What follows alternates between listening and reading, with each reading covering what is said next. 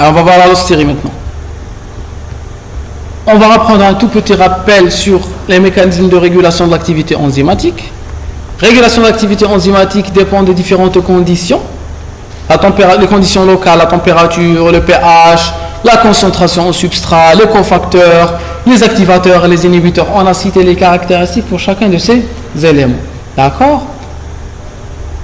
Modification structurale de l'enzyme. La modification peut être covalente ou non covalente. D'accord? Les modifications covalentes peuvent être réversibles ou irréversibles. Elles peuvent être irréversibles comme l'activation des proenzymes. L'activation des proenzymes est une activation structurale. Je prends leur proenzyme, je lui dégrade une partie. Donc c'est une réaction irréversible. D'accord? La phosphorylation, on avait vu qu'elle était réversible. Je peux phosphoryler comme je peux déphosphoryler mon enzyme. On va voir un autre mécanisme, un autre phénomène d'activation et d'inhibition. L'allostérie. C'est quoi l'allostérie par définition? C'est la propriété de certaines protéines actives qui peuvent changer de conformation lorsqu'elles se lient à un effecteur allostérique en un site différent du site actif. Cette liaison se traduit par une modification d'activité. L'allostérie d'une protéine est la modification de sa structure et la modification de sa conformation et la modification de son activité suite à la fixation d'une molécule sur un site autre que le site actif. D'accord? L'allostérie est la capacité de changer de fonction suite à la fixation d'une molécule sur un site autre que le site actif. D'accord? C'est-à-dire l'allostérie. La régulation allostérique. C'est un mécanisme de modulation de l'activité de certaines enzymes employées par la cellule pour contrôler le flux global d'une vie métabolique. Comme on vient de le dire précédemment, la cellule doit pouvoir contrôler toute sa puissance, elle doit pouvoir contrôler toutes ses voies métaboliques, anaboliques, cataboliques, elle doit pouvoir les contrôler. Parmi les mécanismes de contrôle des enzymes, il y a l'allostérie. Les enzymes allostériques sont formées par plusieurs sous-unités appelées protomères. Première caractéristique très importante. Les enzymes allostériques sont formées de sous-unités. Les enzymes allostériques sont formées de sous-unités. Les enzymes allostériques sont formées de sous-unités. Les enzymes allostériques sont formées de sous-unités. Ils contiennent plusieurs sites actifs identiques, plusieurs sites allostériques identiques. Donc, une même enzyme allostérique comprend plusieurs sites actifs. Elle comprend plusieurs sites actifs et elle comprend plusieurs sites de régulation des sites allostériques.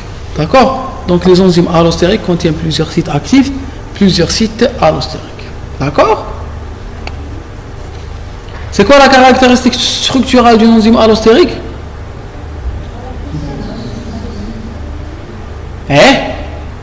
Zédi? Et plusieurs sites allostériques.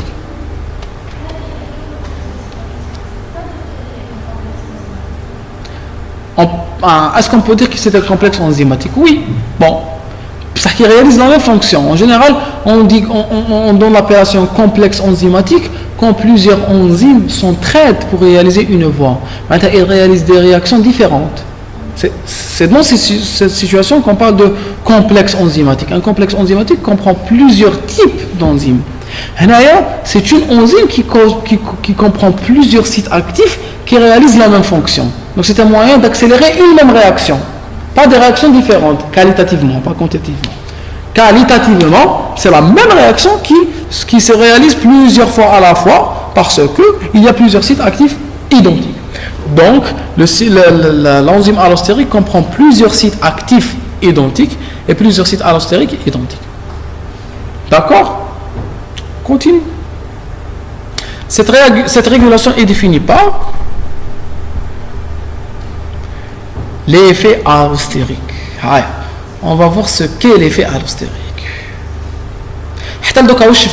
On avait dit que j'ai plusieurs mécanismes de régulation. Il existait un mécanisme de régulation qui était spécifique à certains types d'enzymes.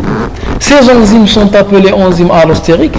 Ces enzymes allostériques avaient des caractéristiques structuro-fonctionnelles. Les caractéristiques structurelles, c'est quoi? C'est leur constitution de plusieurs sous-unités et leur constitution de plusieurs sites actifs identiques et leur constitution de plusieurs sites allostériques identiques. D'accord? Donc plusieurs sites actifs identiques, plusieurs sites allostériques identiques et plusieurs sous-unités constitutrices. D'accord? Très bien. L'effet allostérique, c'est quoi? Un système multi-enzymatique. Dans un système multi-enzymatique, c'est quoi? Donnez-moi un exemple d'un système multi-enzymatique. Sans regarder. Sans regarder. Un système multi-enzymatique. C'est quoi un système multi-enzymatique? C'est une voie métabolique qui dépend de plusieurs enzymes. Donnez-moi un système enzymatique, n'importe lequel.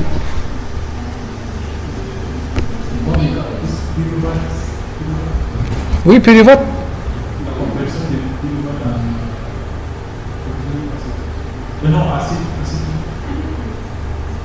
Non. Ça c'est une réaction qui dépend d'un complexe enzymatique. Non. Parce que la transformation du pyruvate en acétyl-CoA dépend d'un complexe enzymatique qui est constitué de 3 enzymes et de 5 coenzymes. Non, c'est pas ça. Une voie multi-enzymatique, c'est une voie qui dépend de plusieurs enzymes, comme la glycolyse, comme la néoglycogénèse, comme le cycle de Krebs, comme la phosphorylation oxydative, comme la glycogénogénèse, comme la glycogénolyse, comme la cétosynthèse, comme la cytolyse, comme la lipogénèse, comme la lipolyse. C'est ça, une voie multi-enzymatique. Non, vrai. Alors on reprend. Donc c'est quoi? Donc, dans un système multi-enzymatique, l'enzyme clé, l'enzyme limitante, l'enzyme qui va m'établir est-ce qu'il y aura ou la décider est-ce qu'il y aura la réaction ou pas, sera une enzyme soumise à régulation. L'enzyme clé, entre parenthèses, catalysant l'étape d'engagement d'une voie métabolique. L'étape d'engagement, c'est une étape au cours de laquelle, c'est une étape décisive. Donc si je réalise cette étape, le substrat ou le produit va être engagé dans cette voie métabolique. En général, les enzymes catalytiques, les enzymes soumises à régulation, les enzymes limitantes, les enzymes clés, les enzymes d'étape d'engagement sont situées au début des réactions. Elles ne dépassent pas la première, la deuxième, la troisième étape. D'accord? Donc ces enzymes sont toujours situées au début des réactions. Quelle est l'enzyme clé au niveau de la glycolyse? La principale enzyme soumise à régulation dans la glycolyse. C'est là? Non. La PFK1. La réaction de la PFK1, la troisième réaction. Donc la troisième réaction, c'est une réaction soumise à régulation. Soumise à une régulation très précise. Ça, la PFK1, la PFK2, le fructose 1,6-biphosphate, le fructose 2,6-biphosphate, toute cette complexité rien que pour contrôler cette réaction, rien que pour pouvoir l'activer ou l'inhiber. D'accord? Donc, on a vu les étapes limitantes sont des étapes qui sont situées au début des réactions. Est-ce qu'on est d'accord? Très bien. Elle est inhibée par le produit final de cette voie. Donc, il existe un rétrocontrôle négatif. Donc, cette étape limitante, cette étape soumise à régulation, elle doit pouvoir être activée, elle doit pouvoir être inhibée. D'accord? En général, elle est inhibée par son produit ou par les produits finaux de cette voie. Tout ça, on l'a déjà vu. Donc, une enzyme soumise à régulation est une enzyme clé. C'est une enzyme limitante. C'est une enzyme qui contrôle la voie de la réaction, la voie métabolique. C'est une enzyme située au début des réactions. D'accord? Très bien. Les effets allostériques sont les interactions indirectes. Dans le système classe, les effets allostériques, par définition, sont les interactions indirectes entre les sites de fixation distincts. Donc l'allostérie, c'est quoi? C'est la capacité d'un site présent au niveau d'une enzyme à agir au niveau d'un autre site présent au niveau de la même enzyme. L'allostérie est la capacité d'un site d'agir sur un autre site. C'est quoi l'allostérie? D'un site à agir sur la même On va voir. Oui, par changement de conformation, par activation, par. L'essentiel, c'est la capacité d'un site au niveau d'une enzyme à agir sur un autre site sur la même enzyme. Et comment est-ce possible? Cela est possible grâce à la caractéristique structurale de l'enzyme allostérique, qui est justement le fait d'être constitué de plusieurs sous-unités, de plusieurs sites actifs, de plusieurs sites allostériques. D'accord? Donc c'est cette formation, ou cette composition, ou cette structure à partir de plusieurs sous-unités, de plusieurs sites actifs, de plusieurs sites allostériques, qui permet à des sites d'agir sur d'autres sites. Et c'est ça, l'allostérie. D'accord? Les effecteurs allostériques. Alors, qui est en train de parler? Oui? Là, le point. Très bien. On avait dit que l'allostérie était la capacité d'un site à agir sur un autre site. D'accord? J'ai une enzyme. L'enzyme, je l'ai appelée enzyme allostérique. C'est quoi la caractéristique de l'enzyme allostérique? Ça veut dire quoi, allostérique? Stérique veut dire fort. Allo veut dire la même ou les plusieurs. D'accord? Quand je parle d'un allogène ou la allo-antigène, c'est des antigènes qui appartiennent à la même espèce. Donc c'est les mêmes sites actifs qui se répètent. J'ai une enzyme. Cette enzyme, je l'ai appelée enzyme allostérique. L'enzyme allostérique est composée de plusieurs sous-unités. L'enzyme allostérique est constituée de plusieurs sites actifs et de plusieurs sites allostériques. Les sites allostériques sont des sites de régulation, d'activation ou d'inhibition. Les sites actifs sont des sites de réalisation de la réaction. J'ai dit que les sites actifs pouvaient agir les uns sur les autres, ou les sites allostériques pouvaient agir les uns sur les autres. Donc l'enzyme allostérique a la caractéristique de porter des sites qui peuvent agir les uns sur les autres. Donc le site actif, il peut activer un autre site actif. Le site allostérique, il peut activer un site actif et il peut activer un autre site allostérique. D'accord? D'accord? C'est clair? Sûr? Reprenez.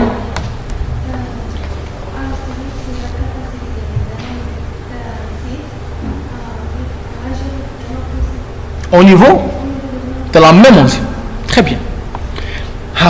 Les effecteurs allostériques sont des ligands. Ce sont des ligands dont le site de fixation est différent du site de fixation du substrat.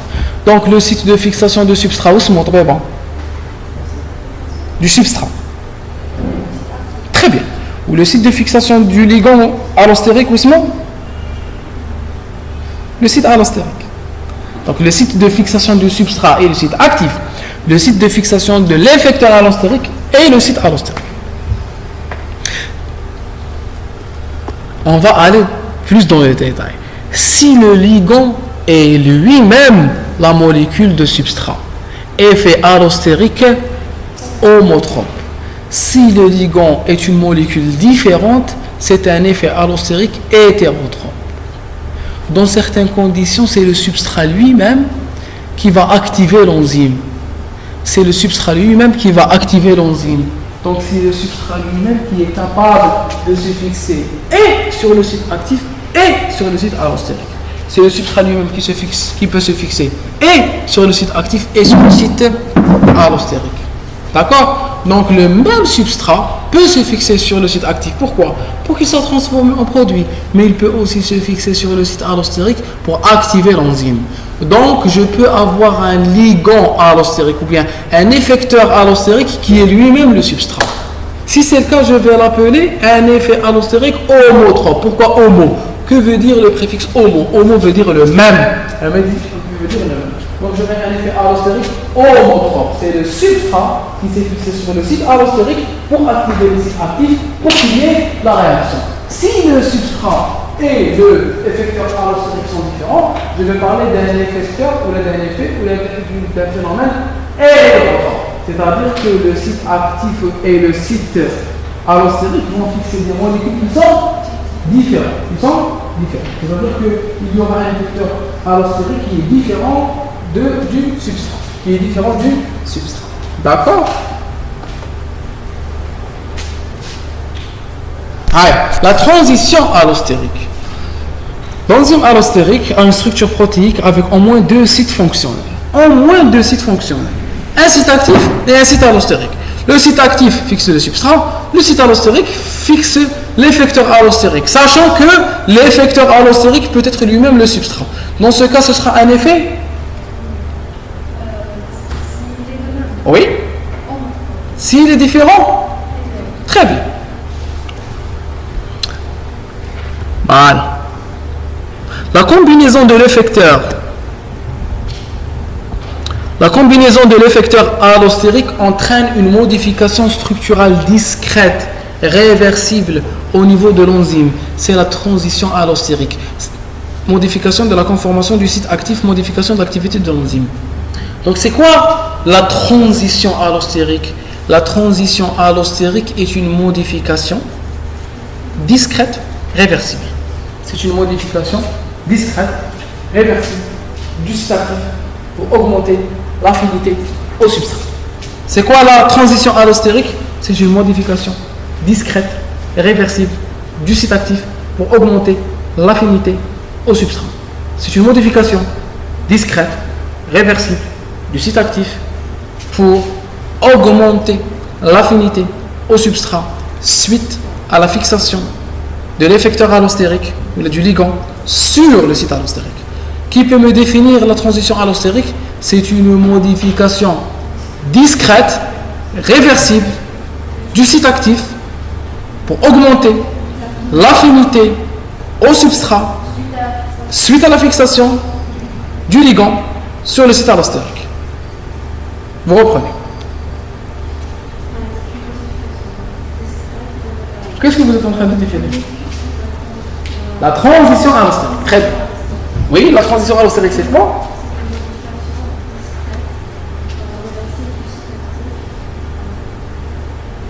Et au substrat suite. Reprenez. Oui, vous.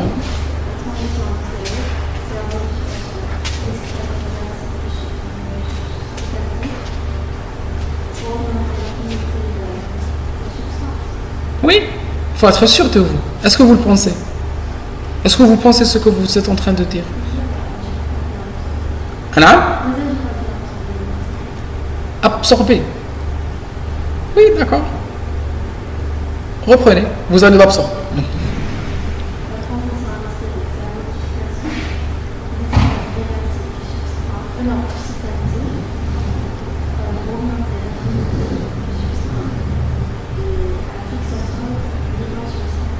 Suite à la fixation du ligand sur le site actif.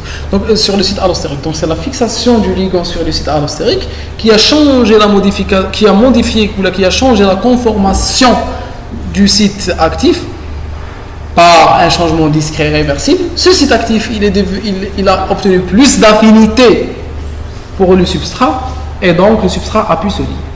D'accord? On continue. La transition allostérique modifie les forces de liaison qui associent les sous-unités entre elles, mais sans aller jusqu'à leur dissociation.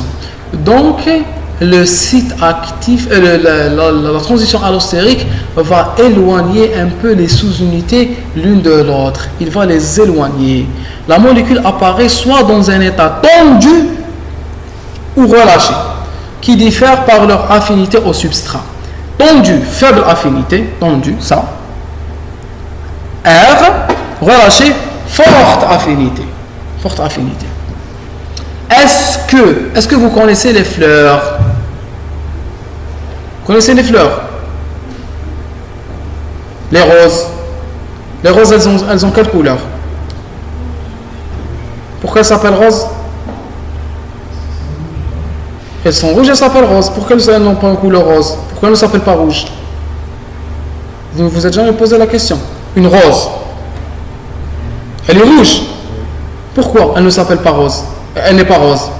Soit elle est rose et elle s'appelle rose, soit elle est rouge et elle s'appelle rouge. Pourquoi elle est rose et elle s'appelle rouge? Elle est rouge et elle s'appelle rose.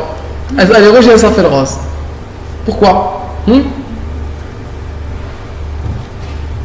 ne savez pas. Cherchez.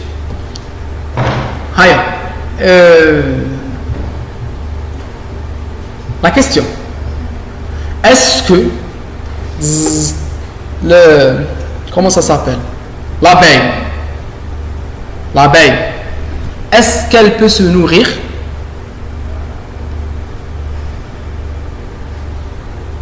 d'une rose fermée?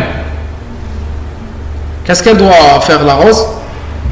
Elle doit s'ouvrir, elle doit maturer, elle doit s'ouvrir pour que l'abeille puisse venir et se nourrir. Ça, on est là. D'accord? Donc la rose, elle peut être soit tondue, soit relâchée. Pour que le substrat qui est l'abeille puisse arriver et se fixer, qu'est-ce qu'il est préférable? D'avoir une structure tondue ou la relâcher? Relâcher. Donc le fait qu'il y ait la fixation de l'effecteur allostérique, qu'il y ait un relâchement, c'est ce relâchement qui expose les sites actifs. Les sites actifs qui sont les lieux où l'abeille tire son... Comment ça s'appelle? Le pollen, oui. Mais aussi oui. Le nectar. Excellent. Le pollen, c'est la voie de la fécondation des roses. Mais elle peut se nourrir de pollen, je crois, non? En fait, elle tire le nectar. Ce qui est important pour nous, c'est le nectar, parce que c'est avec le nectar qu'elle fabrique le miel. Rahiq, c'est le nectar. D'accord? Bref, c'est pas important. L'essentiel, c'est que pour qu'elle puisse retrouver de quoi elle se nourrit, d'accord, la rose doit être ouverte. La rose doit être ouverte. Donc elle doit être relâchée. Elle doit être relâchée. Si elle est tendue, elle cache les sites de nectar et l'abeille ne pourra rien prendre. D'accord? Donc la rose doit s'ouvrir. D'accord? L'enzyme doit s'ouvrir. Elle doit être relâchée pour exposer les sites actifs pour que le substrat puisse se fixer sur le site actif. D'accord? Donc c'est la structure relâchée qui est favorable à la réalisation de la réaction. Donc la fixation du ligand, la fixation de l'effecteur allostérique va faire passer l'enzyme d'une forme tendue à une forme relâchée. La coopérativité. L'enzyme allostérique, où vous voyez, s'il vous plaît, regardez-moi juste cette flèche. Cette flèche, elle est réversible, donc elle peut passer de la tendue vers la détendue, de la détendue vers la tendue. Détendue, maintenant, relâchée.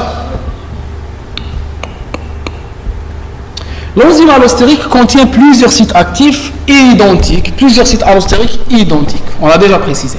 Ces sites n'agissent pas de façon indépendante l'un par rapport à l'autre, mais au contraire, ils montrent une coopérativité. C'est cette coopérativité qui définit l'allostérie. La coopérativité traduit que, où je m'appelle la coopérativité, la fixation sur l'enzyme d'un effecteur allostérique influe sur la fixation du substrat. Donc, quand je fixe un effecteur allostérique, je favorise la fixation du substrat sur le site actif. Ça, c'est clair. D'accord? La cinétique des enzymes allostériques.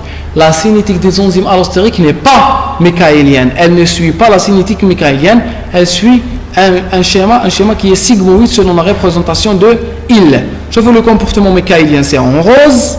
Comportement sigmoïdal, c'est l'effet allostérique coopératif avec S.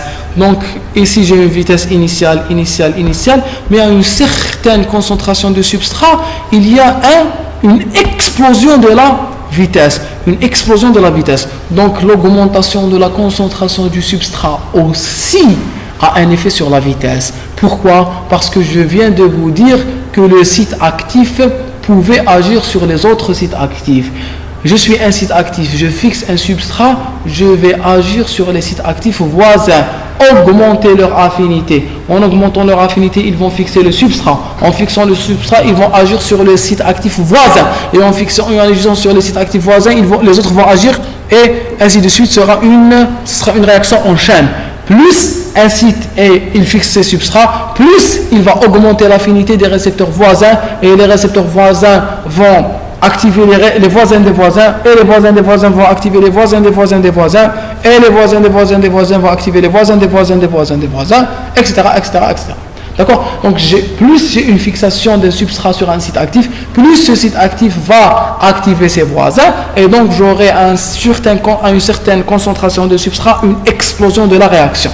Cette explosion ne dépend pas seulement de l'effecteur allostérique, mais elle dépend aussi de la fixation du substrat sur son récepteur. L'activation du récepteur va activer les récepteurs voisins. Récepteur, je suis en train de parler du site actif. D'accord? Donc voici la courbe sigmoïde, vous la prenez. Allez, V est égal à V max à 2, Vm est égal à S puissance n, Kn demi est égal à sur Kn demi plus S puissance n, sachant que S, c'est quoi? S, c'est la concentration au substrat, Vm, c'est la vitesse maximale, Kn demi, c'est Kn demi. C'est la coefficient pour Vn demi, c'est le coefficient de vitesse pour Vn demi. Lorsque V est égal à V max sur 2, la concentration, le K1 demi est égal à la concentration de S. C'est comme la constante de Michaelis. On avait dit que la constante de Michaelis était équivalente à la concentration de S pour lequel Vm est égal à V est égal à Vm sur 2. Vous vous souvenez de ça? S, c'est le nombre de sites. N, c'est le nombre de sites. Donc, qu'est-ce que j'ai modifié? La courbe de Michaelis, j'ai ajouté la puissance. Pourquoi? Parce que j'ai plusieurs sites. Et chaque site va induire le site voisin. D'accord?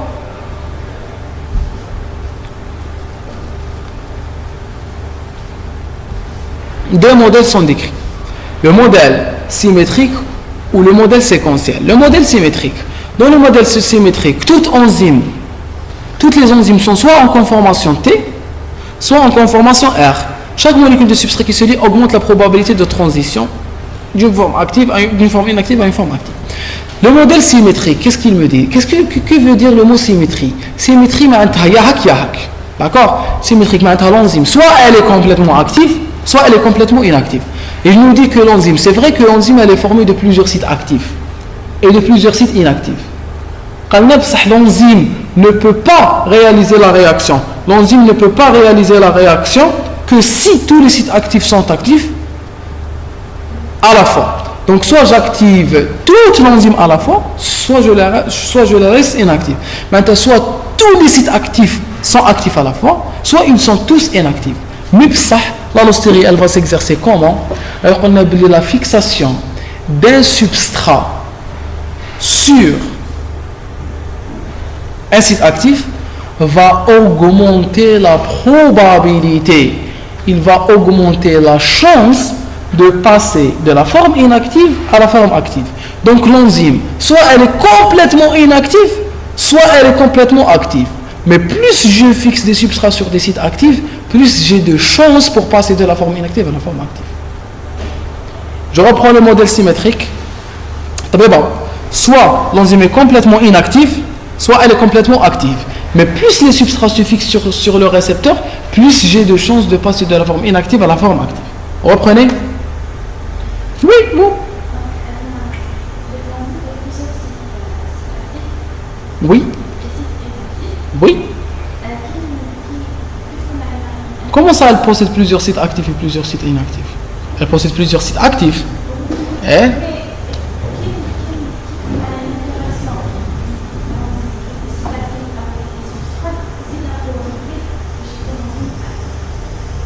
Non.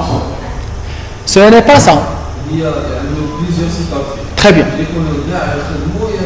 Très bien. Mais là. Mais qu'est-ce que vous avez fait? Soit كامل يخدموا كما قال لكم, soit كامل ما يخدموش. Soit tous les sites actifs fonctionnent, soit tous les sites actifs ne fonctionnent pas. Mais la fixation, très bien, à chaque fois qu'un substrat se fixe sur son site actif, il va augmenter la chance de ce passage. Quand elle n'est pas inactif, elle n'est pas actif. Qui peut reprendre? Vous reprenez? Oui.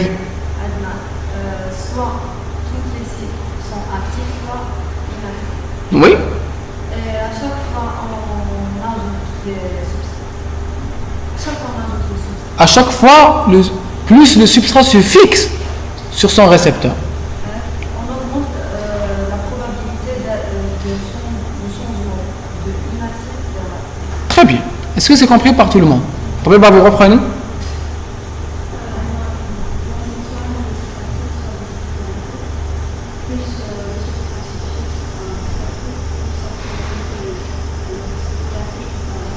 Très bien. Le modèle séquentiel, il y a deux conformations, mais les sous-unités passent de la forme inactive à la forme active individuellement. Il y a toujours deux conformations. Soit l'enzyme elle est active, soit elle est inactive. C'est-à-dire que soit le site actif est actif, soit le site actif est inactif. Mais chaque site actif agit seul. Maintenant, j'ai fixé mon substrat, je commence à travailler seul. Je vais aussi augmenter la probabilité de rendre le site actif voisin activé. Mais pour ça, je ne l'attends pas. Je n'attends pas que tous les sites actifs soient activés pour commencer mon travail. J'augmente la chance, qui est même mobile, mais pour ça, je commence à travailler seul. La fixation de la molécule de substrat induit la transition de la première sous-unité, ce qui facilite la transition de la sous-unité voisine et ainsi de suite. Donc je facilite la transition des sites voisins. Mais pour ça, je ne les attends pas tous. Je commence à réaliser ma fonction seule. D'accord? Donc c'est un effet qui est séquentiel, séquence par séquence. Application de l'enzymologie. Application diagnostic pronostic. Donc on peut utiliser les enzymes.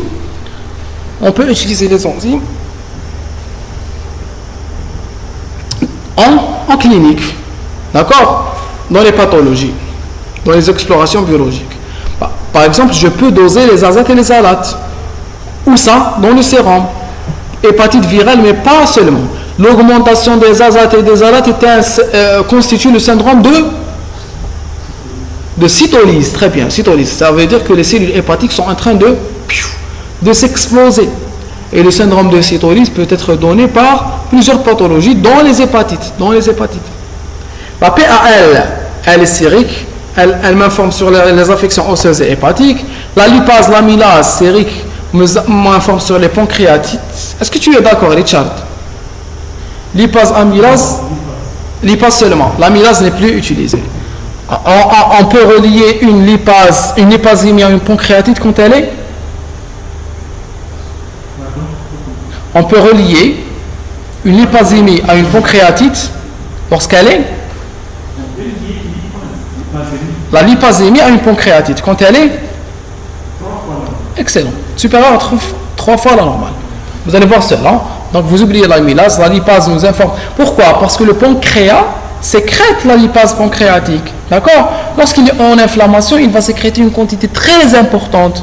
Donc je vais retrouver une lipasémie qui est 3 fois supérieure à la normale. Mais je pense que l'amylase elle est importante dans la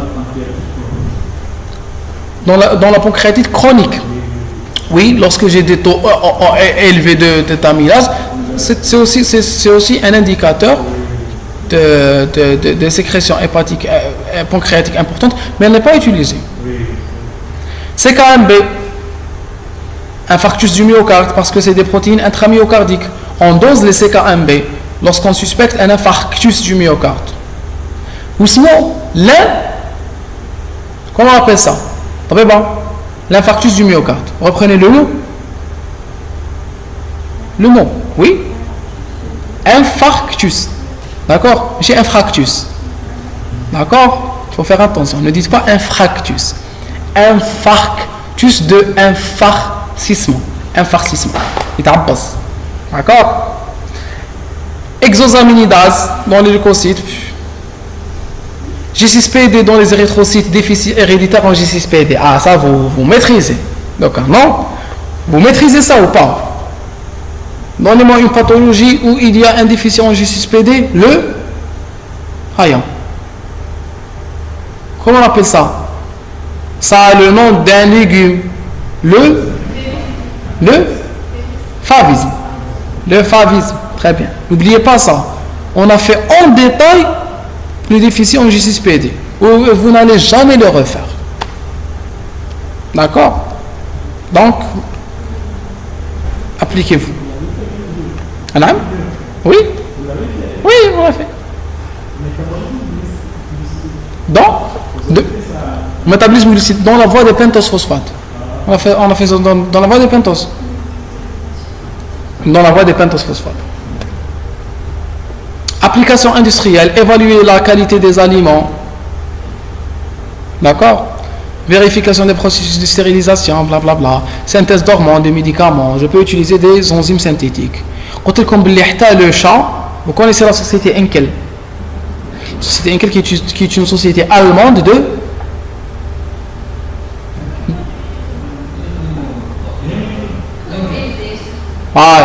وانت واش قلت يخدموا ماشي Henkel est une société de boissons alcoolisées. Non, je parle de Henkel. Henkel.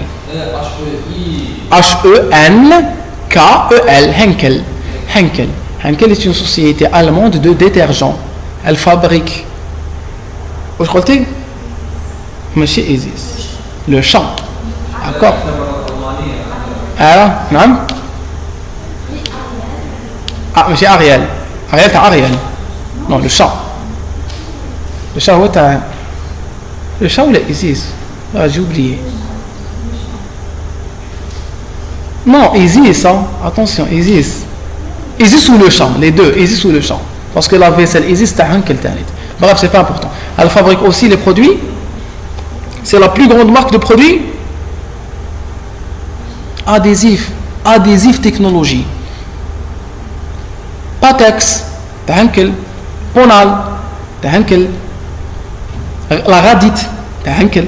Donc c'est comme les produits qui sont utilisés pour coller les PVC, pour coller les feuilles, pour... T'as fou le Patex. C'est la société Henkel qui est le produit. Henkel, revenons à nos moutons, utilise des enzymes dans le chat. Donc ils mettent des enzymes pour quand on les met dans la machine à laver, les enzymes vont dégrader les lipides, vont dégrader les différents résidus alimentaires dans nos vêtements. Je vous ai déjà parlé de ça. Si. Application thérapeutique, utilisation des antimétabolites en chimiothérapie comme la 5-fluorouracile, d'accord. Application génétique, utilisation des enzymes pour les réactions d'amplification in vitro. Je prends un gène et je l'amplifie. Maintenant, je le multiplie pour pouvoir l'étudier. Utilisation des enzymes de restriction pour le diagnostic de certaines maladies génétiques. Donc, je peux inhiber certaines réactions par des inhibiteurs enzymatiques ou par des enzymes de restriction pour toujours étudier les maladies génétiques. Voilà, on a terminé le cours d'enzymes. Je vous remercie.